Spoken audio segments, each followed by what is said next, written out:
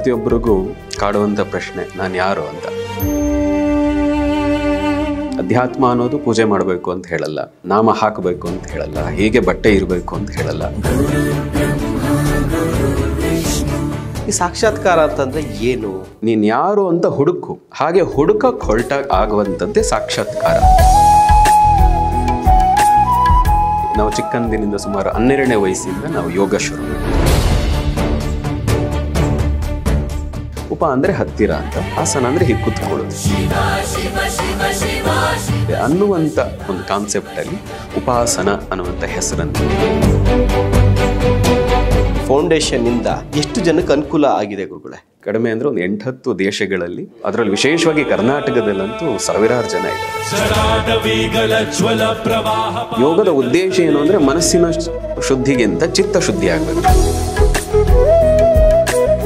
ಯೋಗದ ಉದ್ದೇಶ ಏನು ಅಂದರೆ ದೈಹಿಕವಾಗಿ ಬಲಿಷ್ಠವಾಗಿರಬೇಕು ಮನಸ್ಸು ಮತ್ತು ದೇಹ. ಒಂದು ವೀಕಲ್ಲಿ ನಾವು ಕಲಿಯೋದಕ್ಕೆ ಸಾಧ್ಯನಾ ಗುರುಗಳೇ? ಎಲ್ಲವನ್ನು ಕಲಿಬೇಕಾದ್ರೆ ನೀವು ಕನಿಷ್ಠ 1 ವರ್ಷ 1.5 ವರ್ಷ ಅದಕ್ಕೋಸ್ಕರ ಡೆಡಿಕೇಟ್ ಮಾಡಬೇಕಾಗುತ್ತೆ. ತುಂಬ ಇಲ್ಲಿ ಎಜುಕೇಟೆಡ್ ಸ್ಟೂಡೆಂಟ್ಸ್ಗಳು ಗರ್ಲ್ಸ್ ಹೋಗ್ತಾ ಇದ್ದಾರೆ, ಯಾಕೆ ಅಂತ ಗುರುಗಳೇ? ನಾನು ಯಾಕೆ ಹುಟ್ಟಿದ್ದೀನಿ ಅಂತ ನಾನು ತಿಳ್ಕೋಬೇಕು ಅನ್ನೋದು ತುಡಿತ ಇವತ್ತಿನ ಯೂತ್ಗೆ ಶುರುವಾಗ್ತದೆ. ಯೋಗದ ಕಡೆಗೆ ಇವತ್ತಿನ ಯುವ ಜನತೆ ಮನಸ್ಸು ಹೋಗ್ತಾ ಇದೆ. 144 ವರ್ಷಕ್ಕೆ ಒಮ್ಮೆ ನಡೆಯುವಂಥ ಮಹಾಕುಂಭಮೇಳ ನಡೀತಾ ಇದೆ. ಇಂತಹ ಕಾರ್ಯಕ್ರಮ ನಡೆಯುವಂಥ ಸಂದರ್ಭದಲ್ಲಿ ನಾವೆಲ್ಲ ಇದ್ದೀವಿ ಅನ್ನೋದೇ ನಮಗೆ ಬಹಳ ಖುಷಿ ಮತ್ತು ಪುಣ್ಯದ ವಿಚಾರ. ಈ ಕುಂಭಮೇಳ ನೋಡುವಂಥ ಸಂದರ್ಭದಲ್ಲಿ ಎಲ್ಲರ ಮನಸ್ಸಲ್ಲೂ ಇದೆ ಈ ಆಧ್ಯಾತ್ಮ ಜೊತೆಗೆ ಈ ವೇದ ಉಪನಿಷತ್ತುಗಳಾಗಿರ್ಬೋದು, ಯೋಗ, ಇದ್ರ ಬಗ್ಗೆ ಹೆಚ್ಚಿನ ಆಸಕ್ತಿ ಮೂಡ್ತಾ ಇದೆ. ಇಂತಹ ಸಂದರ್ಭದಲ್ಲೇ ನಿಮ್ಮ ನ್ಯಾಷನಲ್ ಟಿವಿ ಒಂದು ವಿಶೇಷವಾದಂಥ ಕಾರ್ಯಕ್ರಮವನ್ನು ಈ ಸಂದರ್ಭದಲ್ಲಿ ಶುರು ಮಾಡ್ತಾ ಇದ್ದೀವಿ ಅನ್ನೋದಕ್ಕೆ ಬಹಳ ಖುಷಿ ಆಗುತ್ತೆ. ಈ ಕಾರ್ಯಕ್ರಮದಲ್ಲಿ ನಮ್ಮ ಜೊತೆಗೆ ಜಾಯ್ನ್ ಆಗ್ತಾ ಇದ್ದಾರೆ ಉಪಾಸನಾ ಫೌಂಡೇಶನ್ನ ಸಂಸ್ಥಾಪಕರಾದಂಥ ಸದ್ಗುರು ಶ್ರೀ ಅವರು. ಗುರುಗಳೇ ನಮಸ್ತೆ. ನಮಸ್ಕಾರ. ಗುರುಗಳೇ, ಆಧ್ಯಾತ್ಮ ಅಂತ ಬಂದಾಗ ಫಸ್ಟ್ ಬರೋವಂಥ ಕ್ವಶನ್ನೇ ನಾನು ಯಾರು ಅನ್ನುವಂಥದ್ದು. ನೀವು ಯಾರು ಅನ್ನುವಂಥದ್ದನ್ನ ಯಾವ ರೀತಿಯಾಗಿ ಗುರುಗಳೇ, ನಿಮ್ಮನ್ನ ಅವಧೂತರು ಅಂತ ಹೇಳಬೇಕಾ, ಸ್ವಾಮೀಜಿಗಳು ಅಂತ ಹೇಳಬೇಕಾ, ಯಾವ ರೀತಿಯಾಗಿ ನಾವು ಕರಿಬೇಕು ಅನ್ನುವಂಥದ್ದು ಗುರುಗಳೇ? ಗುರವೇ ಸರ್ವಲೋಕಾನಾಂ ವಿಷಜೇ ಭವರೋಗಿಣಾಂ ನಿಧಯೇ ಸರ್ವವಿದ್ಯಾನಾಂ ದಕ್ಷಿಣಾಮೂರ್ತಯೇ ನಮಃ. ಏನಂದರೆ ಪ್ರತಿಯೊಬ್ಬರಿಗೂ ಕಾಡುವಂಥ ಪ್ರಶ್ನೆ, ನಾನು ಯಾರು ಅಂತ. ಎಲ್ಲೋ ಒಂದು ಕಡೆ ನಿಂತಾಗ, ಸೋತಾಗ, ಗೆದ್ದಾಗ, ಅಥವಾ ಏನನ್ನು ಸಾಧಿಸಬೇಕು ಅಂತ ಹೊರಟಾಗ ಎಲ್ಲನೂ ಮಾಡ್ತಾ ಇದ್ದೀನಿ ಸರಿ, ಯಾಕೆ ಮಾಡ್ತಾ ಇದ್ದೀನಿ ಮತ್ತು ಯಾಕಾಗಿ, ಯಾರಿಗಾಗಿ, ಮತ್ತು ನಾನು ಏನು ಅಂತ ಮಾಡ್ತಾ ಇದ್ದೀನಿ ಅನ್ನೋ ಪ್ರಶ್ನೆಗಳು ಎಲ್ರಿಗೂ ಕಾಡ್ತದೆ. ಅಧ್ಯಾತ್ಮದ ಮೂಲ ಉದ್ದೇಶವೇ ನಾನು ಯಾರು ಅನ್ನುವಂಥದ್ದು ತಿಳ್ಕೊಳ್ಳೋದು.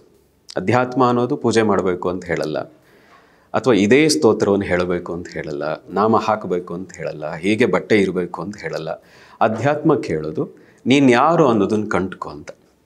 ಇದು ಪ್ರತಿಯೊಬ್ಬರಿಗೂ ಹೇಗೆ ಹುಟ್ಟುತ್ತಾ ಯಾವುದೋ ಒಂದು ಕ್ಷಣದಲ್ಲಿ ಅನ್ನಿಸ್ತದೆ. ನಮಗೆ ಸ್ವಲ್ಪ ಬಹುಶಃ ಬೇಗ ಅನ್ಸೋಕ್ಕೆ ಶುರುವಾಯಿತು. ಚಿಕ್ಕ ವಯಸ್ಸಿಂದನೇ ನಮಗೆ ಗೊತ್ತಿಲ್ಲದೆ ಪೂಜೆ, ಪುರಸ್ಕಾರ, ಸ್ತೋತ್ರ, ಮಂತ್ರ ಕಡೆಗೆ ಒಲವು ಜಾಸ್ತಿ ಆಯಿತು. ಅದರ ಜೊತೆಗೆ ನಮಗೆ ಅನ್ಸೋಕ್ಕೆ ಶುರುವಾಯಿತು, ಇದೆಲ್ಲ ಸರಿ, ಇದೆಲ್ಲ ಮಾಡೋದ್ರಿಂದ ಏನು ಪ್ರಯೋಜನ, ಹಾಗಾಗಿ ನನ್ನನ್ನು ನಾನು ಕಂಡ್ಕೋಬೇಕು ಅಂತ ತುಡಿತ ಶುರುವಾಯಿತು. ಹಾಗೆ ತುಡಿತ ಶುರುವಾಗಿದ್ದೇ ಇಲ್ಲಿವರೆಗೆ ಕರ್ಕೊಂಬರೋಕ್ಕೆ ಸಾಧ್ಯ ಆಗಿದೆ. ನಾನು ಯಾರು ಅಂತ ಎಲ್ಲರೂ ಕೇಳಿದ್ರೆ, ಈಗ ಸಾಮಾನ್ಯವಾದ ಭಾಷೆಯಲ್ಲಿ ಹೇಳೋದಿದ್ರೆ ಎಲ್ರಿಗೂ ಹೇಗೆ 2 ಕಿವಿ ಇದೆ, 2 ಕಣ್ಣಿದೆ, 2 ಕೈ ಇದೆ, ಬಾಯಿ ಇದೆ, ಹಾಗೆ ನಾನು ಒಬ್ಬ ಸಾಮಾನ್ಯ ಮನುಷ್ಯನೇ. ಅದರ ಒಳಗಡೆ ಆಧ್ಯಾತ್ಮಿಕ ಸಾಧನೆಯಿಂದಾಗಿ ಒಂದಷ್ಟನ್ನು ಗುರು ಕೃಪೆಯಿಂದ, ನಾವು ನಂಬಿರುವಂಥ ಆ ಭಗವತಿ ಕೃಪೆಯಿಂದಾಗಿ ನಮ್ಮನ್ನು ನಾವು ನೋಡ್ಕೊಳ್ಳೋಕ್ಕೆ ಸಾಧ್ಯ ಆಗ್ತಾ ಇದೆ. ಹಾಗಾಗಿ ಒಂಚೂರು ಒಂದು ಹೆಜ್ಜೆ ಮುಂದೆ ಇರಬಹುದು. ಆದರೆ ಎಲ್ಲರಂತೆ ನಾವು ಮನುಷ್ಯರೇ, ಮತ್ತು ನಾವೆಲ್ಲರೂ ಮನುಷ್ಯರಾಗಲಿಕ್ಕೆ ಹುಟ್ಟಿದ್ದೀವಿ ಅಂತ. ಗುರುಗಳೇ, ಈಗ ನಮ್ಮನ್ನು ನಾವು ಅನ್ನುವಂಥ ಪ್ರಶ್ನೆ ಬಂದಾಗ ಈ ಸಾಕ್ಷಾತ್ಕಾರ ಅನ್ನುವಂಥದ್ದು ಬರುತ್ತೆ ಜನರಿಗೆ. ಈಗಲೂ ಕೂಡ ಅಷ್ಟೇ, ಈ ಸಾಕ್ಷಾತ್ಕಾರ ಅಂತಂದರೆ ಏನು?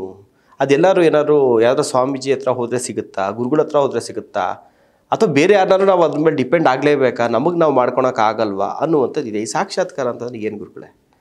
ಸಾಕ್ಷಾತ್ಕಾರ ಅಂತ ಹೇಳಿದ್ರೆ ನಮ್ಮನ್ನು ನಾವು ಅರಿಯುವಂಥದ್ದೇ ಸಾಕ್ಷಾತ್ಕಾರ. ಹಾಗಾಗಿ ಅದನ್ನು ಎನ್ಲೈಟನ್ಮೆಂಟ್ ಅಂತ ಕರೀತಾರೆ, ಅಥವಾ ಜ್ಞಾನೋದಯ ಅಂತ ಕರೀತಾರೆ. ಈಗ ಬುದ್ಧನಿಗಾಗಿದ್ದು, ಮಹಾವೀರರಿಗಾಗಿದ್ದು, ರಮಣರಿಗಾಗಿದ್ದು, ಪ್ರತಿಯೊಬ್ಬರು ವಿವೇಕಾನಂದರಿಗಾಗಿದ್ದು ಎಲ್ಲವೂ ಜ್ಞಾನೋದಯ. ಜ್ಞಾನೋದಯ ಅಂದ್ರೇನು? ನಾವು ಮನುಷ್ಯರಾಗಿ ಹುಟ್ಟಿದ್ದೀವಿ ಅಂತ ಅಂದ್ಕೊಂಡಿದ್ದೀವಿ, ಆದರೆ ನಿಜಕ್ಕೂ ನಾವು ಮನುಷ್ಯರಾಗಿದ್ದೀವ? ಅಂತ ನಮ್ಮನ್ನು ನಾವು ನೋಡಿಕೊಂಡ್ರೆ ಮನುಷ್ಯರಾಗಿ ಇನ್ನೂ ಆಗಿಲ್ಲ, ಪೂರ್ಣತ್ವವನ್ನು ಗಳಿಸಿಲ್ಲ ಪ್ರತಿಯೊಬ್ಬ ವ್ಯಕ್ತಿ ಕೂಡ. ಹಾಗಾಗಿ ಬೇಂದ್ರೆ ಕೂಡ ಹೇಳೋದು, ಅಥವಾ ಪ್ರತಿಯೊಬ್ಬ ಮನುಷ್ಯ, ಯಾರು ಜ್ಞಾನಿಗಳು ದಾರ್ಶನಿಕರು ಹೇಳ್ತಾರೆ, ನೀನು ಹುಟ್ಟಿರದ ಮನುಷ್ಯನಾಗಲಿಕ್ಕೆ, ನೀನು ಯಾರು ಅಂತ ಅರ್ಥ ಮಾಡ್ಕೊಳ್ಳಿಕ್ಕೆ ಅಂತ. ಹಾಗಾಗಿ ತಂತ್ರದಲ್ಲಿ ಹೇಳೋದು, ಹುಟ್ಟಿದಾಗ ಎಲ್ಲರೂ ಸ್ವಾರ್ಥಕ್ಕಾಗಿ ಹುಟ್ಟುತ್ತಾರೆ. ಅಂದರೆ ನಾನು ತಿನ್ನಬೇಕು, ನಾನು ಚೆನ್ನಾಗಿರಬೇಕು, ನಾನು ಕರ್ಮ ಕಳಿಬೇಕು ಅಂತ. ಅಲ್ಲಿಗೆ ನಿಲ್ಲದೆ ನೀನು ಯಾರು ಅಂತ ಹುಡುಕು. ಹಾಗೆ ಹುಡುಕಕ್ಕೆ ಹೊರಟಾಗ ಆಗುವಂಥದ್ದೇ ಸಾಕ್ಷಾತ್ಕಾರ. ಅರ್ಥಾತ್ ನಾನು ಯಾರು ಅನ್ನುವ ಅರಿವು. ಆ ಅರಿವು ಆದಾಗ ಹೇಳುವಂಥ ಶಬ್ದವೇ ಸಾಕ್ಷಾತ್ಕಾರ, ಜ್ಞಾನೋದಯ, ಈ ಶಬ್ದಗಳನ್ನು ಹೇಳ್ತವೆ. ಸಾಕ್ಷಾತ್ಕಾರ ಅಂದರೆ ಆತ್ಮ ಸಾಕ್ಷಾತ್ಕಾರ ಅಂತನಾದ್ರೂ ಕರೀರಿ, ಅಥವಾ ಜ್ಞಾನೋದಯ ಅಂತನಾದ್ರೂ ಕರೀರಿ, ಎಲ್ಲೂ ಒಂದೇ ಕೆಟಗರಿಗೆ ಬರುವಂಥದ್ದು. ನಾನು ಯಾರು ಅನ್ನುವಂಥದ್ದು ಗೊತ್ತಾಗುವಂಥ ಕ್ಷಣ ಏನಿದೆ ಅದಕ್ಕೆ ಸಾಕ್ಷಾತ್ಕಾರ ಅಂತ ಕರೀತಾರೆ. ಹಾಗೆ ಸಾಕ್ಷಾತ್ಕಾರ ಉಂಟಾದ ತಕ್ಷಣ ಎಲ್ಲೂ ಗೊತ್ತಾಗ್ಬಿಡಲ್ಲ. ಈಗ ಪ್ರತಿಯೊಬ್ಬರಿಗೂ ಅನಿಸ್ತದೆ ನಾನು ಹುಟ್ಟಿರೋದು ಇದಕ್ಕಲ್ವೇನೋ ಅಂತ. ಆದರೆ ಯಥಾವತ್ ಅದೇ ಕೆಲಸ ಮಾಡ್ತಾನೆ, ಇಷ್ಟ ಇರಲಿ ಇಷ್ಟ ಇಲ್ಲದೆ ಇರಲಿ. ಪ್ರತಿನಿತ್ಯ ನಾನು ತುಂಬ ಜನ ನೋಡಿದ್ದೀನಿ ಕೆಲಸಕ್ಕೆ ಹೋಗೋರಿಗೆ, ಯಾಕೆ ಹೋಗ್ತೇನೆ, ನನ್ನ ಹಣೆ ಬರಹ ಅಂತ. ಯಾಕೆ ನಿಂಗೆ ಖುಷಿ ಇಲ್ವಾ ಅಂದರೆ, ಅಯ್ಯೋ ಏನೋ ಹೊಟ್ಟೆಪಾಡು ಕೆಲಸ ಮಾಡ್ತಾ ಇದ್ದೀನಿ ಅಂತ. ಆದರೆ ಸಾಕ್ಷಾತ್ಕಾರ ಆದವ್ರಿಗೆ ಹೇಗೆ ಅಂದರೆ, ಹೊಟ್ಟೆಪಾಡಿಗಾಗಿ ಕೆಲಸ ಮಾಡಲ್ಲ, ಸಂತೋಷಕ್ಕಾಗಿ ಕೆಲಸ ಮಾಡ್ತಾರೆ.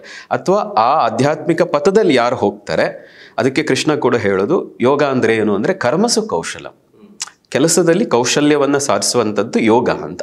ಹಾಗಾಗಿ ಏನು ಕೆಲಸ ಮಾಡ್ತಾನೆ ಅದರಲ್ಲಿ ಸಂತೋಷವನ್ನು ಕಾಣ್ತಾನೆ, ತನ್ನನ್ನು ತಾನು ಕಾಣ್ತಾನೆ. ಯಾವಾಗ ತಾನು ಯಾರು ಅಂತ ಅರಿಯುವಂತಹ ಆ ದಾರಿಯಲ್ಲಿ ಹೋದಾಗ, ಅರ್ಥಾತ್ ಆಧ್ಯಾತ್ಮಿಕ ಮಾರ್ಗದಲ್ಲಿ ಹೋದಾಗ. ಹೀಗೆ ಹೋಗ್ತಾ ಹೋಗ್ತಾ ಯಾವತ್ತೋ ಒಂದು ದಿನ ತಾನು ಯಾರು ಅನ್ನುವಂಥ ಅರಿವು ಆಗ್ತದೆ. ಈಗ ಆಗಬೇಕಾದ್ರೆ ಗುರು ಬೇಕು ಅಂತೇನಿಲ್ಲ, ಅಥವಾ ಯಾರ್ದೋ ಸಹಾಯ ಬೇಕು ಅಂತಿಲ್ಲ. ಆದರೆ ಒಂದು SLC ಪಾಸ್ ಆಗಲಿಕ್ಕೆ 1 ವರ್ಷ ನಾವು ಟೀಚ್ ತಗೊಳ್ತೀವಿ. ಹೌದು, ದಿನಕ್ಕೆ 8 ಗಂಟೆ 10 ಗಂಟೆ ಓದ್ತೀವಿ ಒಂದು SLC ಪಾಸ್ ಆಗಲಿಕ್ಕೆ. PUC ಪಾಸ್ ಆಗಲಿಕ್ಕೆ. ಇನ್ನು UPSC IAS ಈ ಥರ ಹೋದಾಗಂತೂ ನೀವು ದಿನಕ್ಕೆ 10-15 ಗಂಟೆ ಅದಕ್ಕೋಸ್ಕರ ಡೆಡಿಕೇಶನ್ ಮಾಡ್ತೀರಿ. ಮತ್ತು ಅರ್ಥ ಆಗಲ್ಲ ಅಂತ ಯಾರ ಹತ್ರನೋ ಒಂದು ಕೋಚಿಂಗ್ ಸೆಂಟರ್ಗಳಿಗೆ ಹೋಗ್ತೀರಿ. ಇನ್ನು ಅಧ್ಯಾತ್ಮ ಅನ್ನೋದು ಅಷ್ಟು ಕಾಂಪ್ಲಿಕೇಟೆಡ್ಡು ಅಲ್ಲ.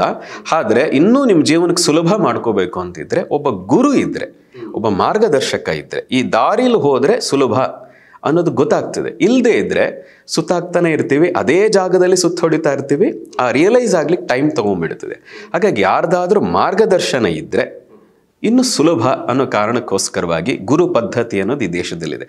ಪ್ರಪಂಚದಲ್ಲಿ ಎಲ್ಲಿಯೂ ಇಲ್ಲ ಗುರು ಪದ್ಧತಿ ಅನ್ನೋದು. ಆ ಗುರುವಿಗೆ ನಾವು ಗುರು ಸಾಕ್ಷಾತ್ ಪರಬ್ರಹ್ಮ ಅಂತ ಹೇಳುವಷ್ಟರ ಮಟ್ಟಿಗೆ ಆ ಗುರುತತ್ವಕ್ಕೆ ವ್ಯಕ್ತಿಯಾಗಿ ನೋಡಲ್ಲ ಯಾರನ್ನು ನಾವು. ಗುರು ಅಂದ ತಕ್ಷಣ ಅದೊಂದು ತತ್ವ, ಅದೊಂದು ಶಕ್ತಿ ಅನ್ನೋ ರೀತಿಯಲ್ಲಿ ನೋಡ್ತೀವಿ. ಹಾಗಾಗಿ ಗುರು ಅನ್ನುವಂಥವ್ರು ಇದ್ದರೆ ನಮಗೆ ಸುಲಭವಾಗಿ ನಮ್ಮನ್ನು ನಾವು ತಿಳಿಲಿಕ್ಕೆ, ಅರ್ಥ ಮಾಡಿಸ್ಲಿಕ್ಕೆ, ಆ ಮಾರ್ಗದಲ್ಲಿ ಹೋಗು ಅಂತ ಹೇಳಲಿಕ್ಕೆ ಇನ್ನು ಸುಲಭ ಆಗ್ತದೆ. ಮತ್ತು ನಮ್ಮ ಜೊತೆಗೆ ಯಾರೋ ಇದ್ದಾರೆ ಅನ್ನುವಂಥ ಒಂದು ಕಾನ್ಫಿಡೆನ್ಸ್ ಬರುತ್ತಲ್ಲ. ಯಾರು ಇಲ್ಲ ಅಂದಾಗ ಅನಾಥ ಪ್ರಜ್ಞೆ, ಎಲ್ಲೋ ಒಂದು ಕಡೆಗೆ ನಾನು ಸರಿ ಇದ್ದೀನ, ಸರಿಯಾಗಿ ಸಾಧನೆ ಮಾಡ್ತಾ ಇದ್ದೀನ, ಈ ಥರದ ಗೊಂದಲಗಳು ಬಂದುಬಿಡ್ತವೆ. ಅದನ್ನೆಲ್ಲ ನಿವಾರಣೆ ಮಾಡಲಿಕ್ಕೆ ಒಬ್ಬ ಗುರು ಇದ್ದರೆ ಸಾಕ್ಷಾತ್ಕಾರ ಅನ್ನೋದು ತುಂಬ ಸುಲಭವಾದ ದಾರಿ ಆಗ್ತದೆ. ಗುರುಗಳೇ, ನೀವು ಹೇಳಿದ್ರ ಒಂದು ಗುರು ಜೊತೆಗೆ ಅದಕ್ಕೆ ಒಂದು ಸ್ಥಳ, ಅದಕ್ಕೆ ಒಂದು ಗೈಡ್ ಮಾಡೋದಕ್ಕೆ ಅಂತೇಳಿ ಗುರು ಅಂತ ಹೇಳಿದ್ರಿ. ಸೊ ಈ ಕಾನ್ಸೆಪ್ಟಲ್ಲೇ ಉಟ್ಕೊಂಡಿದ್ದ ಉಪಾಸನ ಫೌಂಡೇಶನ್ ಗುರು?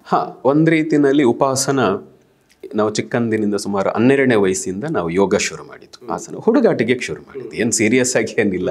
ಈಗ ಯಾರ್ಯಾರು ಏನೇನೋ ಮಾಡ್ತಾರೆ, ಅವ್ರ ಮುಂದೆ ನಾನು ಇನ್ನೇನು ಸ್ಪೆಷಲ್ ಅಂತ ಅನ್ಕೋಬೇಕು, ತೋರಿಸ್ಬೇಕು ಅನ್ನೋದಕ್ಕೋಸ್ಕರ ಯೋಗ ಶುರು ಮಾಡಿದ್ದು, ಹುಡುಗಾಟಿಗೆ ಶುರು ಮಾಡಿದ್ದು.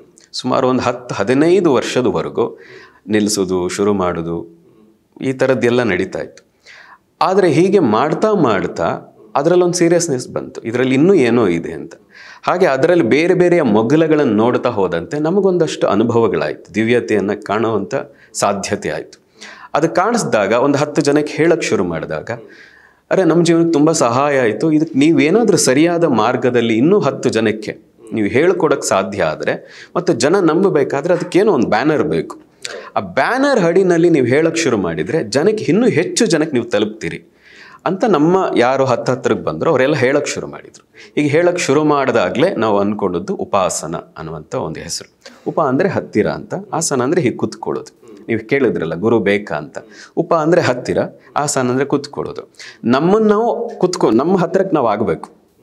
ಈಗ ನಾವು ಮನಸ್ಸು ಆತ್ಮ ಎಲ್ಲ ಒಂದು ರೀತಿ ಚದುರು ಹೋದಾಗ ಆಗ್ಬಿಟ್ಟಿದೆ. ಪೂರ್ತಿ ಅದನ್ನು ಒಂದು ಕಡೆಗೆ ತಂದು ನಮ್ಮ ಅಂತರ್ಮುಖಿ ಆಗಬೇಕು. ಆ ಅಂತರ್ಮುಖಿ ಆಗಬೇಕಾದ್ರೆ, ನಮ್ಮ ಹತ್ರಕ್ಕೆ ನಾವು ಆಗಬೇಕಾದ್ರೆ ಇನ್ಯಾರದೋ ಹತ್ರಕ್ಕಾಗಿ ಅವರ ಮಾರ್ಗದರ್ಶನ ನಾವು ಪಡಿಬೇಕು. ಹಾಗಾಗಿ ಮೊದಲು ಗುರುವಿನ ಮಾರ್ಗದರ್ಶನದಿಂದ ಗುರುವಿನ ಹತ್ರ ಆಗು. ಆ ಗುರುವಿನ ಹತ್ರ ಆಗ್ತಾ ಆಗ್ತಾ ನಿನ್ನ ಹತ್ರಕ್ಕೆ, ನಿನ್ನ ಒಳಗೆ ನೀನು ಹೋಗ್ಲಿಕ್ಕೆ ಸಾಧ್ಯ ಆಗ್ತದೆ ಅನ್ನುವಂಥ ಒಂದು ಕಾನ್ಸೆಪ್ಟಲ್ಲಿ ಉಪಾಸನ ಅನ್ನುವಂಥ ಹೆಸರನ್ನಿಟ್ಟು. ಗುರುಗಳೇ, ಎಷ್ಟು ವರ್ಷ ಆಯಿತು ಈ ಫೌಂಡೇಶನ್ ಶುರುವಾಗಿ? ಈ ಫೌಂಡೇಶನ್ನಿಂದ ಎಷ್ಟು ಜನಕ್ಕೆ ಅನುಕೂಲ ಆಗಿದೆ ಗುರುಗಳೇ? ನಾವು ಇಷ್ಟೇ ಜನಕ್ಕಾಗಿದೆ ಅಂತ ನಾವು ಇದುವರೆಗೆ ಅದೇನು ಕೌಂಟ್ ಮಾಡಿಲ್ಲ.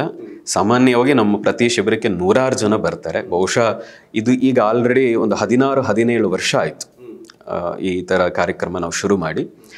ಅಧಿಕೃತವಾಗಿ ರಿಜಿಸ್ಟ್ರೇಷನ್ ಉಪಾಸನ ಅಂತ ಒಂದು ಅಧಿಕೃತವಾಗಿ ಆಗಬೇಕು ಅನ್ನೋಕ್ಕೋಸ್ಕರ 2012ರಲ್ಲಿ ಅದನ್ನು ಅಧಿಕೃತ ಬ್ಯಾನರ್ ಮಾಡಿದ್ದು. ಆದರೆ ಅದಕ್ಕೂ 4-5 ವರ್ಷಕ್ಕೆ ಮುಂಚೆಯಿಂದ ಈ ಶಿಬಿರಗಳು, ಕಾರ್ಯಾಗಾರಗಳು, ಸ್ಪಿರಿಚುವಲ್ ಕಾರ್ಯಕ್ರಮಗಳನ್ನು, ಡಿಸ್ಕೋರ್ಸ್ಗಳನ್ನು ನಾವು ಮಾಡ್ತಾ ಬಂದಿದ್ದು. ಹಾಗಾಗಿ ಅಲ್ಲಿಂದ ನೋಡಿದ್ರೆ ಇವತ್ತಿಗೆ ಸುಮಾರು ಒಂದು 8-10, ಕಡಿಮೆ ಅಂದರೆ ಒಂದು 8-10 ದೇಶಗಳಲ್ಲಿ, ಅದರಲ್ಲಿ ವಿಶೇಷವಾಗಿ ಕರ್ನಾಟಕದಲ್ಲಂತೂ ಸಾವಿರಾರು ಜನ ಇದ್ದಾರೆ. ಅದರ ಉಪಯೋಗ ಪಡೆದಂಥವ್ರು, ಲಾಭ ಪಡೆದಂಥವ್ರು ಮತ್ತು ಪಡಿತಾ ಇರುವಂಥವ್ರ ಸಂಖ್ಯೆ ಅಷ್ಟೇ ದೊಡ್ಡದಿದೆ. ಮತ್ತು ಆ ರೀತಿ ಲಾಭ ಪಡೆದಂಥವರೇ ಈಗ ಉಪಾಸನೆಯನ್ನು ನಡೀತಾ ಇದೆ. ನಾವೇನು ಅಧಿಕೃತವಾಗಿ ನಾವೇ ಒಂದು ಮುಖವಾಣಿ ಬೇಕು ಅಂತ ನಾವು ಇದೀವಷ್ಟೇ. ಆದರೆ ಎಲ್ಲವನ್ನು ನಡೆಸುವಂಥದ್ದು ಸ್ವಯಂ ಸೇವಕರೇ. ನಾವು ಅವರನ್ನು ಶ್ರೀ ಉಪಾಸಕರು ಅಂತ ಕರಿತೀವಿ. ಪ್ರತಿಯೊಂದು ಕಾರ್ಯವನ್ನು ನೋಡ್ಕೊಳ್ಳುವಂಥದ್ದೆಲ್ಲೂ ಕೂಡ ವಾಲಂಟಿಯರ್ ಆಗಿ ಒಂದಷ್ಟು ಜನ ಪ್ರತಿ ಜಿಲ್ಲೆಗಳಲ್ಲಿ, ಕೆಲವು ದೇಶಗಳಲ್ಲಿ ಇದ್ದಾರೆ. ಅವರೇ ಆ ಕಾರ್ಯಾಗಾರಗಳನ್ನು, ಕಾರ್ಯಕ್ರಮಗಳನ್ನು ನಿಯೋಜನೆ ಮಾಡೋದು, ಯೋಚನೆ ಮಾಡೋದು, ಆಯೋಜನೆ ಮಾಡೋದು ಎಲ್ಲೂ ಅವರೇ ನಡೆಸ್ಕೊಂಡು ಹೋಗ್ತಾ ಇದ್ದಾರೆ. ಕಾರ್ಯಾಗಾರದಲ್ಲಿ ಏನೇನೆಲ್ಲ ಇರುತ್ತೆ ಅನ್ನುವಂಥದ್ದು ಗುರುಗಳೇ? ಏನಂದರೆ, ನಾವು ಸಾಧನೆ ಮಾಡಬೇಕಾದ್ರೆ ನಮಗೆ ಎಲ್ಲಿ ಎಡುವುದು, ಎಲ್ಲಿ ಬಿದ್ವು ಅಂತ ನಮಗೆ ನಾವು ನೋಡಿಕೊಂಡಾಗ, ಎಲ್ಲಿ ಬಿದ್ದು ಹೇಗೆ ಅದನ್ನು ನಾವು ಮತ್ತೆ ಮೇಲೆದ್ದು ಸಾಧನೆ ಮಾಡೋಕ್ಕೆ ಸಾಧ್ಯ ಆಯಿತು ಅಂತೆಲ್ಲ ನೋಡಿದಾಗ ಮನಸ್ಸು, ದೇಹ, ಆತ್ಮ ಇದರ ಉನ್ನತಿ ಆಗಬೇಕು. ಅಲ್ಲೇ ನಾವು ಬೆಳಿತೀವಿ. ವಿಶೇಷವಾಗಿ ಮನಸ್ಸು ಮತ್ತು ದೇಹದಲ್ಲಿ, ಆರೋಗ್ಯದ ವಿಷಯದಲ್ಲಿರ್ಬೋದು, ಮಾನಸಿಕವಾದ ಬೇರೆ ಬೇರೆ ಜಂಜಾಟದ ವಿಷಯದಲ್ಲಿರ್ಬೋದು. ಹಾಗಾಗಿ ನಮ್ಮ ಉಪನಿಷತ್ತುಗಳು, ಯೋಗ ವಾಸಿಷ್ಠ, ಭಗವದ್ಗೀತೆ, ಏನು ನಮ್ಮ ಶಾಸ್ತ್ರಗಳೇ ಏನೇನು ಹೇಳ್ಕೊಂಬಂದು ಅದರ ಆಧಾರದ ಮೇಲೆ ಮನಸ್ಸಿಗೆ ಸಂಬಂಧಪಟ್ಟಂಥ ಕಾರ್ಯಾಗಾರಗಳು, ಮನಸ್ಸಿನ ಉನ್ನತಿಯನ್ನು ಹೇಗೆ ಮಾಡ್ಕೋಬೇಕು, ಮನಸ್ಸನ್ನು ನಮಗೆ ಬೇಕಾದಂತೆ ನಾವು ಹೇಗೆ ತಯಾರಿ ಮಾಡ್ಕೋಬಹುದು, ಅದಕ್ಕೆ ಮನಸ್ಸಿಗೆ ನಾವು ತರಬೇತಿ ಕೊಟ್ಟರೆ, ಇದುವರೆಗೆ ನಾವು ಬೇರೆ ಬೇರೆ ಅದನ್ನು ನೋಡೇ ತಾನೇ ನಾವು ಬೆಳೆದಿದ್ವಿ. ನಮ್ಮ ಹೆಸರಿಂದ ಹಿಡಿದು ನಾನು ಯಾರು ಅಂತ ಬೇರೆಯವ್ರು ಯಾರಾದರೂ ಕೇಳಿದ್ರೆ, ನಿಮ್ಮ ಹೆಸರೇನು, ನೀವು ಯಾರು ಅಂತ ಕೇಳಿದ್ರೆ, ಬೇರೆಯವ್ರ ಅಪ್ಪ ಅಮ್ಮನೋ ಸ್ನೇಹಿತರು ಹೆಸರುಗಳಿಂದನೇ ನಾವು ಗುರುತಿಸ್ತೀವಿ. ಅಂದರೆ ಚಿಕ್ಕಂದಿನಿಂದ ಏನು ನೋಡ್ತೀವಿ, ಏನು ಕಲಿತೀವಿ, ಏನನ್ನು ನಾವು ಯೋಚನೆ ಮಾಡ್ತೀವಿ, ಅದರ ಆಧಾರದ ಮೇಲೆ ನಾವು ಬದುಕ್ತಾ ಇರ್ತೀವಿ, ನಮ್ಮ ಬದುಕನ್ನು ಕಟ್ಕೊಳ್ತೀವಿ. ಅದನ್ನೇ ಯೋಗ ವಾಸಿಷ್ಠ ಇರ್ಬೋದು, ಭಗವದ್ಗೀತೆ ಇರ್ಬೋದು, ಯಾಜ್ಞವಲ್ಕರ ಎಷ್ಟೋ ಕೃತಿಗಳಿರ್ಬೋದು ಹೇಳ್ತಾ ಬಂದಿದೆ. ಅದರ ಆಧಾರದ ಮೇಲೆ ಮನಸ್ಸಿನ ಉನ್ನತಿಗಾಗಿ ಮನೋಶಕ್ತಿ ಇರ್ಬೋದು, ಯೋಗ ನಿದ್ರಾ ಅನ್ನುವಂಥ ಕಾರ್ಯಾಗಾರ ಇರ್ಬೋದು. ದೈಹಿಕವಾಗಿ ಬಲಿಷ್ಠವಾಗಿರಬೇಕು ಮನಸ್ಸು ಮತ್ತು ದೇಹ. ಯೋಗದ ಉದ್ದೇಶ ಏನು ಅಂದರೆ, ಮನಸ್ಸು ಮತ್ತು ದೇಹ ಬೇರೆ ಅಲ್ಲ, ಒಟ್ಟೊಟ್ಟಿಗೆ ಸಾಗಿದ್ರೆ ಮಾತ್ರ ನಾವು ಏನನ್ನಾದರೂ ಸಾಧಿಸ್ಲಿಕ್ಕೆ ಸಾಧ್ಯ. ದೇಹ ವೀಕ್ ಇದ್ದು ಮನಸ್ಸು ಸ್ಟ್ರಾಂಗ್ ಇದ್ದರೂ, ಮನಸ್ಸು ಎಷ್ಟೇ ಕೆಲಸ ಮಾಡಿದ್ರೆ ದೇಹ ಸ್ಪಂದಿಸ್ತೇ ಇದ್ದರೂ ಕೆಲಸ ನಡೆಯಲ್ಲ. ದೇಹ ಸ್ಟ್ರಾಂಗ್ ಆಗಿದೆ, ಒಳ್ಳೆ ಮಸಲ್ಸ್ ಬಿಲ್ಡ್ ಆಗಿದೆ, ಮನಸ್ಸು ವೀಕ್ ಇದೆ, ಆಗಲೂ ಏನೂ ಪ್ರಯೋಜನ ಆಗಿಲ್ಲ. ಹಾಗಾಗಿ ಮನಸ್ಸು ಮತ್ತು ದೇಹ ಎರಡೂ ಬಿಲ್ಡ್ ಆಗಬೇಕು. ಆ ಉದ್ದೇಶದಿಂದಾಗಿ ಮನೋಶಕ್ತಿ, ಯೋಗ ನಿದ್ರಾ ಮತ್ತು ದೇಹದ ಬಲಿಷ್ಠತೆಗಾಗಿ ಹಠಯೋಗ ಇರ್ಬೋದು, ಅಥವಾ ಕ್ರಿಯಾತ್ಮಕ ಯೋಗ ಅನ್ನುವಂಥ ಬೇಸಿಕ್ ಆಸನಸಿಂದ ಬೇಸಿಕ್ ಪ್ರಾಣಾಯಾಮದಿಂದ ಇರ್ಬೋದು, ಇವುಗಳನ್ನು ಶುರು ಮಾಡಿದ್ವು. ಅದರ ಹಾಗೆ ಯಾರ್ಯಾರೋ ಆ ಸಾಧನೆಗೆ ಬಂದರು. ಎಲ್ಲೂ ನೋಡದೇ ಇರೋದು ಇಷ್ಟು ಸುಲಭವಾಗಿ ನಮ್ಮ ಜೀವನದ ಅನುಭವಕ್ಕೆ ಬರ್ತಾ ಇದೆ.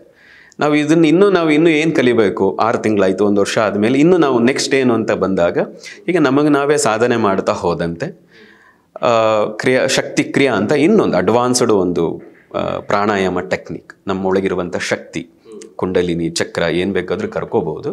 ಒಟ್ಟು ನಮ್ಮೊಳಗಿರೋ ಸುಪ್ತವಾಗಿರುವಂಥ ಒಂದು ಶಕ್ತಿಯನ್ನು ಇನ್ನೊಂದು ಸ್ವಲ್ಪ ಉದ್ದೀಪನಗೊಳಿಸುವಂಥ, ಜಾಗೃತಗೊಳಿಸುವಂಥ ಶಕ್ತಿ ಕ್ರಿಯಾ ಅನ್ನುವಂಥ ಇನ್ನೊಂದು ಅಡ್ವಾನ್ಸ್ಡ್ ಕೋರ್ಸ್.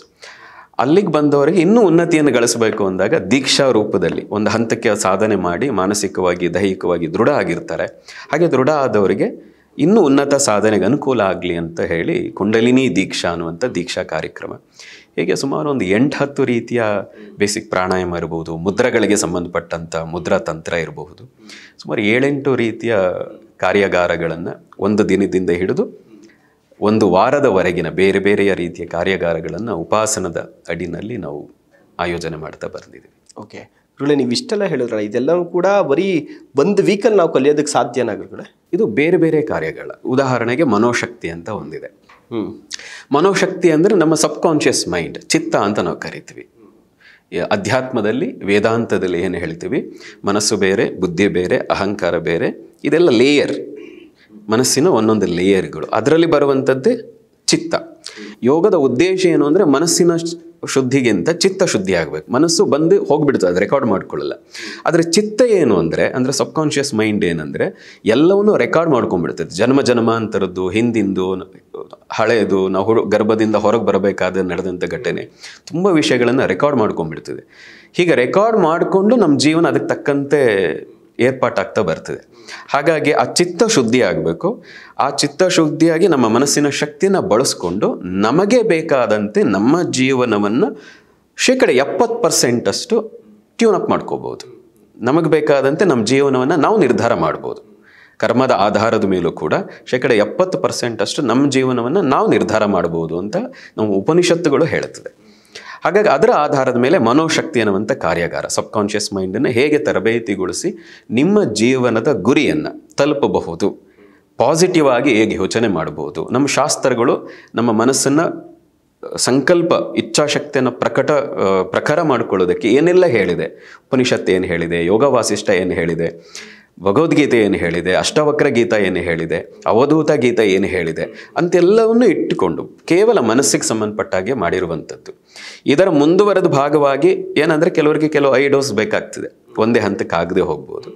ಇಲ್ಲಿ ಮನಸ್ಸು, ಚಿತ್ತ ಅಂದರೆ ಏನಂತ ಅರ್ಥ ಮಾಡಿಕೊಂಡು ಪಾಸಿಟಿವ್ ಯೋಚನೆ ಮಾಡ್ತಾ ಹೋದಾಗ ಅದನ್ನು ಇನ್ನೂ ಚೆನ್ನಾಗಿ ಟ್ಯೂನಪ್ ಮಾಡ್ಕೊಳ್ಳೋದಕ್ಕೆ ಯೋಗ ನಿದ್ರಾ, ಅಥವಾ ಇವತ್ತಿನ ಮೆಡಿಕಲ್ ಟರ್ಮ್ನಲ್ಲಿ ಅದನ್ನು ಸಂಮೋಹನ ತಂತ್ರ ಅಂತ ಕರೀತಾರೆ. ಸಾವಿರಾರು ವರ್ಷದ ಹಳೆಯ ಒಂದು ಪದ್ಧತಿ ಅದು, ಯೋಗ ನಿದ್ರಾ ಅಂತ ಕರಿತೀವಿ. ಸ್ವಾಮಿ ಸತ್ಯಾನಂದ ಸರಸ್ವತಿಗಳು ಹೇಳ್ತಾರೆ, ಅವರೇ ಪ್ರಯೋಗ ಮಾಡಿದ್ದನ್ನು. ಒಬ್ಬ ಸಾಮಾನ್ಯ ಮನುಷ್ಯ, ಹುಡುಗನಾಗಿದ್ದು ವಿಶೇಷವಾಗಿ ಒಂದು 18-16 ವರ್ಷದ ಹುಡುಗನಿಂದ ಮನಸ್ಸಿಗೆ ತರಬೇತಿ ಕೊಡ್ತಾ ಹೋದರೆ ಏನನ್ನು ಬೇಕಾದರೂ ಅವನ ಜೀವನದಲ್ಲಿ ಸಾಧಿಸೋ ಹಾಗೆ ಮಾಡಬಹುದು. ಹಾಗೆ ಮಾಡಲಿಕ್ಕೆ ಅವರು ಪ್ರಯೋಗ ಮಾಡಿದ್ದನ್ನು ಅವರು ತುಂಬ ಕಡೆ ಹೇಳಿದ್ದಾರೆ. ಇದೆಲ್ಲದರ ಆಧಾರದ ಮೇಲೆ ಹಿಪ್ನೋಸಿಸ್ ಅನ್ನುವಂಥ ಅಥವಾ ಸಂಮೋಹನ ತಂತ್ರ ಅನ್ನುವಂಥ ಅಥವಾ ಯೋಗದ ಭಾಷೆಯಲ್ಲಿ ಯೋಗ ನಿದ್ರಾ ಅಂತ ಕರಿತೀವಿ. ನಿಮಗೆ ನೀವೇ ಯೋಗ ನಿದ್ರಾ ಸ್ಥಿತಿಗೆ ಹೋಗಿ ಹೇಗೆ ನಿಮ್ಮ ಜೀವನದ ಬೇಡದ್ದನ್ನು ತೆಗೆದುಹಾಕಿ ಬೇಕಾದದ್ದನ್ನು ನಿಮಗೆ ನೀವೇ ಇನ್ಸ್ಟಾಲ್ ಮಾಡ್ಕೊಳ್ಳೋದು. ಹೇಗೆ ಮೊಬೈಲ್ ಇದೆ, ಮೊಬೈಲ್ನಲ್ಲಿ ಬೇಕಾದ ಆ್ಯಪನ್ನು ಇಟ್ಕೊಂಡು ಬೇಡದ್ದನ್ನು ಅನ್ಇನ್ಸ್ಟಾಲ್ ಮಾಡೋದು. ಈಗ ಏನಾಗ್ಬಿಟ್ಟಿದೆ ನಮ್ಮ ಲೈಫಲ್ಲಿ, ಬೇಡದೇನು ಇರುವಂಥ ವಿಷಯಗಳನ್ನೇ ನಾವು ಇಟ್ಕೊಂಡಿದ್ದೀವಿ. ಬೆಳಗ್ಗೆಯಿಂದ ಸಂಜೆವರೆಗೆ ನಮ್ಮ ಬಗ್ಗೆ ನಾವು ಯೋಚನೆ ಮಾಡೋದಕ್ಕಿಂತ ಬೇರೆಯವ್ರು ಏನು ಹೇಳಿದ್ರು, ಬೇರೆಯವ್ರು ಹೀಗೆ ತೆಗಳಿದ್ರು, ಬೇರೆಯವ್ರು ಏನೆಲ್ಲ ನಮ್ಮ ಜೀವನಕ್ಕೆ ತೊಂದರೆ ಕೊಟ್ಟರು ಅಂತ ಯೋಚನೆ ಮಾಡಿಕೊಂಡು ನಮ್ಮ ಜೀವನನ ನಾವೇ ನರಕ ಮಾಡ್ಕೊಳ್ತಾ ಇದ್ದೀವಿ. ಹಾಗಾಗಿ ಇದೆಲ್ಲದರಿಂದ ಹೊರಗೆ ಬಂದು ನಿಮ್ಮದೇ ಮನಸ್ಸಿಗೆ ನೀವೇ ಹೇಗೆ ನಿಮಗೆ ಬೇಕಾದಂಥ ವಿಷಯಗಳನ್ನು ಇನ್ಸ್ಟಾಲ್ ಮಾಡಿಕೊಂಡು, ಅದು ಹಣ ಬೇಕು ಅಂತಿರಬಹುದು, ಆರೋಗ್ಯ ಬೇಕು ಅನ್ನುವಂಥದ್ದು ಇರ್ಬೋದು, ಮನಸ್ಸಿನ ದೃಢತೆ ಇರ್ಬೋದು, ಅಥವಾ ನಿಮ್ಮ ಸಂಬಂಧಗಳನ್ನು ಚೆನ್ನಾಗಿ ಇಟ್ಕೋಬೇಕು ಅನ್ನುವ ದೃಷ್ಟಿಯಿಂದ ಇರಬಹುದು, ಅಥವಾ ನಿಮ್ಮ ಕೆಲಸದಲ್ಲ ಸಕ್ಸಸ್ಸನ್ನು ಕಾಣಬೇಕು, ಅದಕ್ಕೆ ನನ್ನ ಮನಸ್ಸು ಮತ್ತು ದೇಹವನ್ನು ಹೇಗೆ ತಯಾರಿ ಮಾಡ್ಕೋಬೇಕು ಅಂತ ನಿಮಗೆ ನೀವೇ ಕಲಿತು ನಿಮಗೆ ನೀವೇ ಆ ಇನ್ಸ್ಟಾಲ್ ಮಾಡಿಕೊಳ್ಳುವಂಥ ಕ್ರಮವನ್ನು ಹೇಳಿಕೊಳ್ಳುವಂಥದ್ದು ಆ ಯೋಗ ನಿದ್ರೆ ಅಥವಾ ಸಂಮೋಹನ ತಂತ್ರ. ಒಟ್ಟಾರೆ ಸಿಂಪಲಾಗಿ ಹೇಳೋದಿದ್ರೆ, ಬೇರೆಯವ್ರ ಜೊತೆ ಜಾಸ್ತಿ ಮಾತಾಡ್ತಾ ಇದ್ದೀರಿ, ನಿಮ್ಮದೇ ಮನಸ್ಸಿನ ಜೊತೆ ನೀವು ಹೇಗೆ ಮಾತಾಡಿದ್ರೆ ನಿಮ್ಮ ಮನಸ್ಸು ನಿಮ್ಮ ಮಾತು ಕೇಳುತ್ತದೆ ಅಂತ ಹೇಳಿಕೊಡುವಂಥ ಒಂದು ಅದ್ಭುತವಾದಂಥ ನಮ್ಮ ಪ್ರಾಚೀನ ವಿದ್ಯೆ. ಅದು 64 ವಿದ್ಯೆಗಳಲ್ಲಿ ಅದು ಅತ್ಯಂತ ಅದ್ಭುತವಾದಂಥ ವಿದ್ಯೆ. ಸಂಮೋಹನ ವಿದ್ಯೆ ಅಂತಲೇ ಅದನ್ನು 64 ವಿದ್ಯೆಯಲ್ಲಿ ಕರೀತಾ ಇದ್ರು. ಅದನ್ನು ಈ ಯೋಗದ ಭಾಷೆಯಲ್ಲಿ ಯೋಗ ನಿದ್ರಾ ಅಂತ ಕರಿತೀವಿ. ಅದನ್ನೇ ಹೇಳ್ಕೊಡ್ತೀವಿ. ಅದೊಂದು 2 ದಿನದ ಕಾರ್ಯಾಗಾರ ಆಫ್ಲೈನ್ ಆದರೆ, ಇಲ್ಲದೇ ದಿನಕ್ಕೆ 1 ಗಂಟೆ ರೀತಿ, ಒಂದು 5 ಗಂಟೆಗಳ ಕಾರ್ಯಾಗಾರ ಈ ರೀತಿ ಎಲ್ರಿಗೂ ತಲುಪುವ ಉದ್ದೇಶದಿಂದ ಆಫ್ಲೈನ್, ಸಮ್ಟೈಮ್ ಕೆಲವು ಸಾರಿ ಆನ್ಲೈನಲ್ಲಿ ಹೆಚ್ಚು ಜನಕ್ಕೆ, ಸಾಮಾನ್ಯ ಹಳ್ಳಿ ಜನಕ್ಕೂ ಸಿಗಬೇಕು ಅನ್ನೋ ದೃಷ್ಟಿಯಿಂದ, ಮತ್ತು ವಿದೇಶದವ್ರಿಗೂ ಕೆಲವು ಸರಿ ಆಫ್ಲೈನ್ ಆದರೆ ಆಗಲ್ಲ, ಎಲ್ಲ ಕೆಟಗರಿ ಜನಕ್ಕೂ ರೀಚ್ ಆಗಲಿ ಅನ್ನೋ ದೃಷ್ಟಿಯಿಂದ ಸಿಗಲಿ ಈ ವಿದ್ಯೆ. ಯಾಕೆಂದರೆ ನಾವೆಲ್ಲ ಕಲಿಬೇಕಾದ್ರೆ ಹಿಮಾಲಯದಲ್ಲಿ ಅಲದು, ಬೇರೆ ಬೇರೆ ಗುಡ್ಡಗಾಡಿಗೆ ತುಂಬ ಕಷ್ಟಪಟ್ಟಿತ್ತು ಕೆಲವು ವಿದ್ಯೆಗಳನ್ನು. ಅವತ್ತಿನ ಕಾಲವೂ ಹಾಗೆ ಇತ್ತು, ಇಂಟರ್ನೆಟ್ ಇಲ್ಲದ ಕಾಲ, ಅಷ್ಟು ಕಷ್ಟಪಟ್ಟು. ಆದರೆ ಇವತ್ತಿನವ್ರಿಗಾದರೂ ಅದು ಸುಲಭವಾಗಿ ತಲುಪಲಿ ಅಂತ ಹೇಳಿ ಕೋರ್ಸ್ ವೈಸ್ 1 ದಿನದ್ದು, 5 ದಿನದ್ದು, 2 ದಿನದ್ದು, ಹೀಗೆ ಒಂದೊಂದು ರೀತಿಯ ಕೋರ್ಸ್ಗಳು. ನಾನು ಹೇಳಿದಾಗ 1 ದಿನದಿಂದ ಹಿಡಿದು 7 ದಿನದವರೆಗೆ ಬೇರೆ ಬೇರೆಯ ಥರದ ಕೋರ್ಸ್ಗಳು. ಎಲ್ಲವನ್ನು ಕಲಿಬೇಕಾದ್ರೆ ನೀವು ಕನಿಷ್ಠ 1 ವರ್ಷ, 1.5 ವರ್ಷ ಅದಕ್ಕೋಸ್ಕರ ಡೆಡಿಕೇಟ್ ಮಾಡಬೇಕಾಗ್ತದೆ. ಓಕೆ ಗುರುಗಳೇ, ನಾನು ನೀವು ಬೇರೆ ಒಂದು ಮಾಧ್ಯಮಗಳಲ್ಲಿ ಇಂಟರ್ವ್ಯೂಗಳು ಕೊಟ್ಟಿದ್ರಿ, ನೋಡಿದೆ. ಕೆಲವರು ಸಾಕಷ್ಟು ಜನ ಕಮೆಂಟ್ಗಳನ್ನ ಹಾಕಿದರು. ನಾನು ಬಂದು ನಿಮ್ಮ ಆಶ್ರಮ ಸೇರ್ಕೊಬೇಕು ಅಂತ ನನಗೆ ಆಸಕ್ತಿ ಇದೆ, ಆಧ್ಯಾತ್ಮದ ಕಡೆ ಒಲವಿದೆ, ನಾನು ಅಲ್ಲೇ ಬಂದು ನಿಮ್ಮ ಆಶ್ರಮದಲ್ಲೇ ಉಳ್ಕೊಂಡ್ಬಿಡ್ತೀನಿ, ನಮಗಲ್ಲೇ ಅದಕ್ಕೆ ಕಾಂಟ್ಯಾಕ್ಟ್ ನಂಬರ್ ಕೊಡಿ ಅಂತೆಲ್ಲ ಕೇಳಿದರು. ಇದಕ್ಕೆ ನಿಮ್ಮ ಆನ್ಸರ್ ಏನು ಗುರುಗಳೇ? ಏನಂದರೆ, ಮೊದಲು ಯಾವುದಾದ್ರೂ ಒಂದು ಸಣ್ಣ ಕಾರ್ಯಾಗಾರದಲ್ಲಿ ಭಾಗವಹಿಸಿ ಅಲ್ಲಿ ಕಲೀರಿ. ಇಲ್ಲಿ ಒಂದು ಸತ್ಯ ಇದೆ, ಇಲ್ಲೊಂದು ತಾಕತ್ತಿದೆ, ಅಂದರೆ ಒಂದು ಒಳ್ಳೆ ಪ್ರಾಮಾಣಿಕತೆ ಇದೆ ಅಂತ ಅನಿಸಿದಾಗ ಮುಂದಿನ ದಿನದಲ್ಲಿ ನೋಡೋಣ. ನಾವು ಈಗಲೂ ಕೂಡ ನಾವು ಯಾವುದೇ ಥರದ ಆಶ್ರಮದ ಒಂದು ವ್ಯವಸ್ಥೆ ಇನ್ನೂ ಮಾಡಿಲ್ಲ. ಒಂದು ಸಾಮಾನ್ಯವಾಗಿ ನಾವು ಬದುಕ್ತಾ ಇದ್ವಿ. ಯಾವುದೇ ಆಶ್ರಮ ಈಗಲೇ ಮಾಡಿ ಶ್ರಮ ತಗೋಬಾರದು ಈಗಲೇ ಅಂತ. ನಾವು ಸ್ವಲ್ಪ ಓಡಾಟ, ಏಕಾಂತ ಇದಕ್ಕೆ ಹೆಚ್ಚು ಒತ್ತು ಕೊಡ್ತೀವಿ. ಯಾವುದೋ ಒಂದು ಕಾರ್ಯಕ್ರಮ ಮುಗಿದ ಮೇಲೆ ಒಂದಷ್ಟು ದಿನ ಏಕಾಂತದಲ್ಲಿ ಇದ್ಬಿಡ್ತೀವಿ. ಹಾಗಾಗಿ ಇನ್ನೂ ಕೂಡ ಆಶ್ರಮದ ಈಗ ಚಟುವಟಿಕೆಗಳು ಶುರು ಆಗಿದೆ. ಮುಂದಿನ ದಿನದಲ್ಲಿ ಆದಷ್ಟು ಬೇಗ ಆಗಬಹುದು. ಹಾಗಾಗಿ ಆದಾಗ ನೋಡೋಣ. ಆದರೆ ಪ್ರಾರಂಭದಲ್ಲಿ ನೀವು ಸಾಧಕರಾಗಕ್ಕೆ ಆ ದಾರಿಗೆ ಬನ್ನಿ. ಒಂದು ಸಣ್ಣ ಸಣ್ಣ ಕಾರ್ಯಾಗಾರ ಇದೆ, ಮನೋಶಕ್ತಿ ಒಂದೇ ದಿನದ ಕಾರ್ಯಾಗಾರ, ಅಥವಾ ಮುದ್ರಾ ವಿಜ್ಞಾನ ಒಂದು 3 ಗಂಟೆಗಳ ಕಾರ್ಯಾಗಾರ, ಹೀಗೆ ಯಾವುದಾದ್ರೂ ಮತ್ತು ಬೇಸಿಕ್ ಆದಂಥ ಕಾರ್ಯಾಗಾರಗಳು ಭಾಗವಹಿಸಿ ಇಲ್ಲಿ ಸಾಧನೆ ಮಾಡ್ತಾ ಹೋದರೆ, ಈ ಗುರುಗಳ ಮಾರ್ಗದರ್ಶನದಲ್ಲಿ ಸಾಧನೆ ಮಾಡ್ತಾ ಹೋದರೆ ನಾನು ಏನನ್ನೋ ಜೀವನದ ಉದ್ದೇಶವನ್ನು ತಲುಪಲಿಕ್ಕೆ ಸಾಧ್ಯ ಅಂತ ನಿಮಗೆ ಅನಿಸಿದಾಗ ಮುಂದೆ ನೋಡೋಣ. ಗುರುಗಳೇ, ನಿಮ್ಮ ಕಾರ್ಯಾಗಾರಗಳು ಎಲ್ಲೆಲ್ಲಾಗುತ್ತೆ, ಹೇಗೆ ಮಾಹಿತಿನ ಪಡ್ಕೊಳೋದು ಗುರುಗಳೇ? ಹೇಗಿರುತ್ತೆ? ಒಂದು ತಿಂಗಳಲ್ಲಿ ಎಷ್ಟು ಕಾರ್ಯಾಗಾರಗಳಿರುತ್ತೆ? ಸಾಮಾನ್ಯವಾಗಿ ನಾವು ಇವಾಗ ಮೊದಲೇ ಹೇಳಿದಾಗ ತಿಂಗಳಿಗೆ ಒಂದೇ ಒಂದು ಕಾರ್ಯಾಗಾರಗಳು ಮಾಡ್ತೀವಿ. ಆದರೆ ಇತ್ತೀಚಿನ ದಿನದಲ್ಲಿ ಪ್ರತಿ ಜಿಲ್ಲೆಗಳಿಗೂ ತಲುಪಬೇಕು ಅನ್ನೋ ದೃಷ್ಟಿಯಿಂದ ಕಳೆದ ವರ್ಷ ನಾವು ಒಂದು ಕಾರ್ಯಕ್ರಮದಲ್ಲಿ ಮಾತಾಡ್ತಾ ಹೇಳಿದ್ದು, ನಮ್ಮ ಶ್ರೀ ಉಪಾಸಕರು ಅದನ್ನು ಸೀರಿಯಸ್ ಆಗಿ ತಗೊಂಡು ಪ್ರತಿ ಜಿಲ್ಲೆಯಲ್ಲಿ ಕೂಡ ಈ ವಿಶೇಷವಾಗಿ ಮನೋಶಕ್ತಿ ಕಾರ್ಯಾಗಾರವನ್ನು ಪ್ರತಿ ಜಿಲ್ಲೆಯಲ್ಲಿ ಶುರು ಮಾಡಿದ್ದಾರೆ. ಮೊನ್ನೆ ದೊಡ್ಡಬಳ್ಳಾಪುರದಲ್ಲಾಯಿತು, ಈಗ ಫೆಬ್ರವರಿ 9ಕ್ಕೆ ಸುಳ್ಯದಲ್ಲಿ ನಡೀತಾ ಇದೆ ದೊಡ್ಡ ಮಟ್ಟದಲ್ಲಿ, ಫೆಬ್ರವರಿ 16ಕ್ಕೆ ಮೈಸೂರಿನಲ್ಲಿ ನಡೀತಾ ಇದೆ. ಈಗ ಆಫ್ಲೈನಲ್ಲಿ ಒಂದೇ ದಿನದ ಬೆಳಗ್ಗೆಯಿಂದ ಸಂಜೆವರೆಗಿನ ಕಾರ್ಯಾಗಾರ ಈಗ ಆಲ್ರೆಡಿ ನಡೀತಾ ಇದೆ, ಅದಕ್ಕೆ ತಯಾರಿಗಳು. ಅದಲ್ಲದೆ ಬೇರೆ ಬೇರೆಯ ಕಾರ್ಯಾಗಾರಗಳನ್ನು ನಾವು ಒಂದು ರೆಸಾರ್ಟ್ ರೀತಿಯ ಕಾರ್ಯ ಮಾಡ್ತೀವಿ, 3 ದಿನದ್ದು 4 ದಿನದ್ದು ಕೂಡ.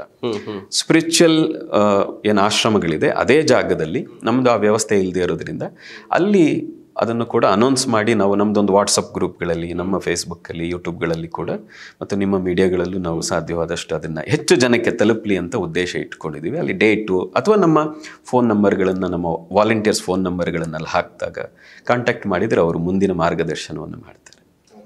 ಗುರುಗಳು, ಇತ್ತೀಚಿನ ದಿನಗಳಲ್ಲಿ ಈ ಥರ ಆಧ್ಯಾತ್ಮಕ್ಕೆ ಏನೋ ಒಂದು ಸಾಕ್ಷಾತ್ಕಾರ ಪಡಿಬೇಕು ಅಂತೇಳಿ ತುಂಬ ಹೈಲಿ ಎಜುಕೇಟೆಡ್ ಸ್ಟೂಡೆಂಟ್ಸ್ಗಳು, ಗರ್ಲ್ಸ್ ಹೋಗ್ತಾ ಇದ್ದಾರೆ. ಯಾಕೆ ಅಂತ ಗುರುಗಳೇ? ನೋಡಿ, ಇದು ತುಂಬ ಫಾಸ್ಟ್ ಲೈಫ್ ಇವಾಗ ನಡೀತಾ ಇರೋದು. ಈಗೆಲ್ಲರೂ ಹೇಳ್ತಾರೆ ಎಲ್ಲೂ ಫಾಸ್ಟ್ ಆಗಿಬಿಡಿದೆಯಪ್ಪ ಅಂತ, ಎಲ್ಲ ಇನ್ಸ್ಟೆಂಟ್ ಫುಡ್ಡು, ಎಲ್ಲೂ ಬೇಗ ಬೇಕು ಅಂತ. ಹಣಕಾಸಿನ ವ್ಯವಸ್ಥೆ ಕೂಡ ನೀವು ಒಂದು 30-40 ವರ್ಷಗಳ ಹಿಂದೆ ನೀವು 1,100 ರೂಪಾಯಿ ದುಡಿಬೇಕಾದ್ರೂ ತುಂಬ ಶ್ರಮ ಹಾಕಬೇಕಾಗಿತ್ತು. ಆದರೆ ಈಗ ಒಂದು 20 ವರ್ಷದಿಂದ ಈ ಕಡೆ ಗ್ಲೋಬಲೈಸೇಷನ್ ನಂತರದಲ್ಲಿ ಹಣಕಾಸಿನ ವ್ಯವಸ್ಥೆ ಇರ್ಬೋದು, ಈಗ ಇಂಟರ್ನೆಟ್ ಬಂದ ಮೇಲಂತೂ ಪ್ರಪಂಚವನ್ನು ನೋಡೋ ರೀತಿ ಇರ್ಬೋದು, ಎಲ್ಲವೂ ಬದಲಾಗಿದೆ. ಇದೆಲ್ಲವನ್ನು ನೋಡ್ತಾ ಜನಕ್ಕೆ ವಾಟ್ ನೆಕ್ಸ್ಟ್ ಅಂತ ಶುರು ಆಗ್ತದೆ. ಈಗ ಹಣ ಬರ್ತಾ ಇದೆ, ಹೆಸರು ಬರ್ತಾ ಇದೆ, ಬೆಳಗ್ಗೆಯಿಂದ ಸಂಜೆವರೆಗೆ ಕೆಲಸ ಮಾಡ್ತೀವಿ, ಇಷ್ಟು ಶ್ರಮ ಹಾಕ್ತಾ ಇದ್ದೀವಿ, ಇಷ್ಟೆಲ್ಲ ಮಾಡಿದ್ಮೇಲೆ ಯಾಕಾಗಿ ಮಾಡ್ತಾ ಇದ್ದೀನಿ ಅಂತ ತನಗೆ ಶುರು ಆಗ್ತದೆ. ರಾತ್ರಿ ಕೂತಾಗ ಏನಪ್ಪ ಬೆಳಗ್ಗೆಯಿಂದ ಇಷ್ಟು ಕಷ್ಟಪಡ್ತಾ ಇದ್ದೀನಿ, ಇಷ್ಟು ದುಡಿತಾ ಇದ್ದೀನಿ, ಇಷ್ಟು ಏನಾದರೂ ಹೆಚ್ಚು ಕಡಿಮೆ ಆದರೆ ಇಷ್ಟೆಲ್ಲ ದುಡ್ದದ್ದೇನು ಪ್ರಯೋಜನ? ಈ ರೀತಿ ಅವರವರಿಗೆ ಇವತ್ತಿನ ಯೂತ್ಗಳಿಗೆ ಬರ್ತಾ ಇದೆ ಇದು. ಇಷ್ಟೆಲ್ಲ ಬರೋಕ್ಕೆ ಶುರು ಆದಾಗ ಹಾಗಾದರೆ ನಾನು ಎಲ್ಲಿ ಹೋಗಬೇಕು ಅಂತ. ಹಾಗಾಗಿ ಏನೋ ಹೊಸತನ ಬೇಕು, ಮನಸ್ಸಿಗೆ ನೆಮ್ಮದಿ ಬೇಕು, ಶಾಂತಿ ಬೇಕು, ಮತ್ತು ನನ್ನ ಜೀವನಕ್ಕೆ ನಾನು ಯಾಕೆ ಹುಟ್ಟಿದ್ದೀನಿ ಅಂತ ನಾನು ತಿಳ್ಕೋಬೇಕು ಅನ್ನೋದು ತುಡಿತ ಇವತ್ತಿನ ಯೂತ್ಗೆ ಶುರುವಾಗ್ಬಿಟ್ಟಿದೆ. ಹಾಗಾಗಿ ಆಧ್ಯಾತ್ಮಿಕ ಕಡೆಗೆ ಬರ್ತಾ ಇದ್ದಾರೆ. ಬರೀ ನಮ್ಮ ದೇಶದ ಜನ ಅಲ್ಲ, ಇಡೀ ಪ್ರಪಂಚದ ಜನ ಇವತ್ತು ನೀವು ಹರಿದ್ವಾರ, ಋಷಿಕೇಶ, ಕಾಶಿ, ತಿರುವಣ್ಣಾಮಲೈಗೆ ಹೋದರೂ ಕೂಡ ಸಾವಿರಾರು ಜನ, 100 ಜನ ಅಲ್ಲ, ಸಾವಿರಾರು ಜನ ಇಡೀ ಪ್ರಪಂಚದಾದ್ಯಂತದಿಂದ ಭಾರತಕ್ಕೆ ಹಣ ನೋಡಿ ಆಯಿತು, ಭೋಗ ನೋಡಿ ಆಯಿತು, ಮನೆಯ ಸಂತೋಷ ನೋಡಿ ಆಯಿತು, ಈಗ ಏನು ಹಾಗಾದರೆ ಇಷ್ಟೆಲ್ಲ ಆದಮೇಲೂ ಸಮಾಧಾನ ಆಗ್ತಾ ಇಲ್ಲ, ಶಾಂತಿ ಆಗ್ತಾ ಇಲ್ಲ, ಹಾಗಾದರೆ ನಾನು ಏನು ಮಾಡಲಿ ಅಂತ ಹುಡುಕ್ತಾ ಭಾರತದ ಆಧ್ಯಾತ್ಮ, ಭಾರತದ ಉಪನಿಷತ್ತು, ಭಾರತದ ವಿಶೇಷವಾಗಿ ಯೋಗದ ಕಡೆಗೆ ಇವತ್ತಿನ ಯುವ ಜನತೆ ಮನಸ್ಸು ಹೋಗ್ತಾ ಇದ್ದಾರೆ. ಗುರುಗಳೇ, ಈ ಒಂದು ಕಾರ್ಯಕ್ರಮದಲ್ಲಿ ಭಾಗವಹಿಸಿ ಸಾಕಷ್ಟು ವಿಚಾರಗಳನ್ನು ತಿಳಿಸ್ಕೊಟ್ರಿ. ಆದರೆ ಇದು ಒಂದು ಎಪಿಸೋಡಲ್ಲಿ ಮುಗಿಸೋವಂಥದ್ದಲ್ಲ. ಇನ್ನೂ ಜನಕ್ಕೆ ನಿಜವಾಗ್ಲೂ ಬೇಕಾಗಿರುವಂಥ ವಿಚಾರಗಳು, ಯಾವ ಸಮಸ್ಯೆಗಳಲ್ಲಿ ಬಳಲ್ತಾ ಇದ್ದಾರೆ, ಅದಕ್ಕೆ ನಿಮ್ಮ ಈ ಒಂದು ಉಪಾಸನ ಫೌಂಡೇಶನ್ ಮೂಲಕ ಯಾವ ರೀತಿ ಒಂದು ನೆರವಾಗುತ್ತೆ ಅನ್ನುವಂಥದ್ದು ಸಾಕಷ್ಟು ವಿಚಾರಗಳಿದೆ. ಮುಂದಿನ ಎಪಿಸೋಡ್ಗಳಲ್ಲಿ ಖಂಡಿತ ಆ ವಿಚಾರಗಳನ್ನ ತೆಗೆದುಕೊಂಡು ನಿಮ್ಮ ಮುಂದೆ ಬರ್ತೀನಿ ಅಂತ ಹೇಳ್ತಾ ಕಾರ್ಯಕ್ರಮದಲ್ಲಿ ಭಾಗವಹಿಸಿದ್ದಕ್ಕೆ ಧನ್ಯವಾದಗಳು ಗುರುಜಿ. ನಿಮಗೂ ಕೂಡ ಧನ್ಯವಾದ.